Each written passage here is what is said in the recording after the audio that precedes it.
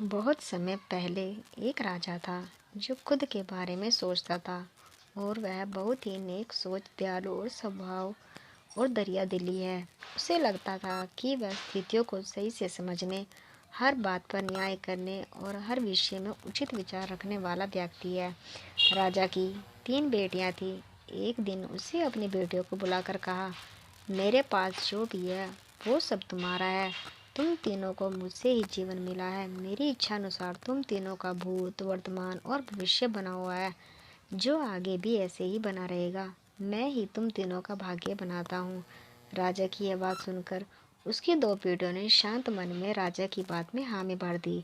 लेकिन तीसरी बेटी ने ऐसा नहीं किया। उसने कहा, नहीं, मुझे तो ऐसा नहीं लगता कि आपके हाथों में मेरा भाग्य है। यह सुनते ही राजा गुस्से में आ गया। अपनी तीसरी बेटी की कई बातों को एक चुनौती समझ के रूप में स्वीकार किया। उसने खुद को अपनी तीसरी बेटी के सामने सही साबित करने की ठान ली और उसे जेल में बंदी बना लिया। इस वजह से राजा की तीसरी बेटी कई सालों तक जेल में बंद रही। राजा और उसकी बाकी बेटियां राज्य जीवन व्यतीत कर रही है। राजा मन में सोचता है कि मेरा ही हुक्म है जो मेरी जिद्दी बेटी जेल में कैद है। लोगों को भी यही लग रहा होगा कि राजा का ही हुक्म है जो ऐसी बेटी को ऐसा भाग्य मिला है। उसकी प्रजा के लोग भी यही सोचते थे। उसे ऐसा लगता था कि राजा की तीसरी बेटी ने जरूर कोई गलत कार्य किया होगा, तभी उसे जेल में कैद करके रखा गया है। वरना कोई भी पिता अपनी बेटी के साथ भला ऐसा क्यों करेगा। राजा कभी कभी जेल में कैद अपनी तीसरी बेटी से मिलने जाया करता था। उसकी बेटी बहुत कमज़ोर हो गई थी, लेकिन अभी भी वह अपने विचारों में कोई बदलाव नहीं आया था। मगर राजा अपनी कमज़ोर होती बेटी की हालत और नहीं देख पा रहा था।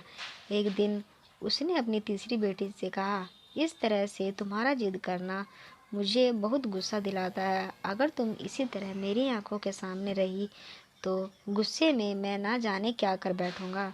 तुम्हें मौत की सज़ा भी दे सकता हूँ, लेकिन मैं एक अच्छे दिल का हूँ, इसलिए मैंने सोचा कि तुम अब मेरे राज्य के पास के ही जंगल वाली ज़मीन पर जानवरों के साथ रहोगी। राजा ने आगे कहा, उस जंगल में सिर्फ उन्हीं लोगों को रखा जाता है जो मेरे आदेश का पालन नहीं करते। तुमने भी अपनी जिद की वजह से मेरी बात नहीं मानी, इसलिए तुम भी वहाँ मौजूद लोगों के साथ अपना पूरा जीवन काटोगी। इसके बाद तीसरी बेटी को उस जंगल की ज़मीन पर रहने के लिए भेज दिया गया। वहाँ पर वह फल और सब्जियाँ खाने और एक गुफा में रहने लगी। उसके पास पीने के लिए पानी का झरना और ठंड से बचने के लिए सिर्फ सूरज की धूप का ही सहारा था। वहाँ की खुली हवा में रहते हुए और फल फूल खाते हुए वह जल्द ही पूरी तरह से स्वस्थ हो गई। उसने वहाँ पर खेती करना भी शुरू कर दिया। गुफा को उसने घर की तरह सजा लिया था और खुशी खुशी वहीं रहती थी।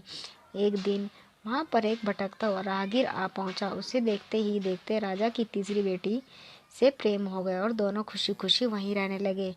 उस जंगल में उन दोनों के अलावा और कई लोग रहते थे, जिनकी मदद से उन्होंने उस जंगल को एक शहर के रूप में बदल दिया। कुछ ही सालों में राजा की तीसरी बेटी और वो राहगीर उस शहर के राजा रानी बन गए। अब उनके पास शहर की चर्चा दूर दूर तक होने लगी। जैसे ही उसकी जानकारी राजा को मिली, वह उस जंगल में सब कुछ देखने के लिए पहुंच गया। जब उसने देखा कि राजगद्दी पर अपनी बेटी को बैठे हुए देखा, तो साथ में एक खूबसूरत युवक को उसके होश उड़ गए। राजा की बेटी ने अपने महल में अपने पिता को पूरे सम्मान के साथ स्वागत किया। उसने अपने पिता से उसके बुरे बर्ताव व फैसला लिए कुछ भी नहीं कहा। जैसे ही राजा वहाँ बैठा, तो उसे एक आवाज़ सुनाई देने लगी जो कह रही थी, हर इंसान स्वयं ही अपना भाग्य बनाता है, कोई अन्य इंसान किसी और का भाग्य नहीं बना सकता। इसके बाद राजा को स्वयं अपनी गलती पर पछतावा होने लगा और उसने अपनी सभी बेटियों को अपने भाग्य से आज़ाद कर दिया।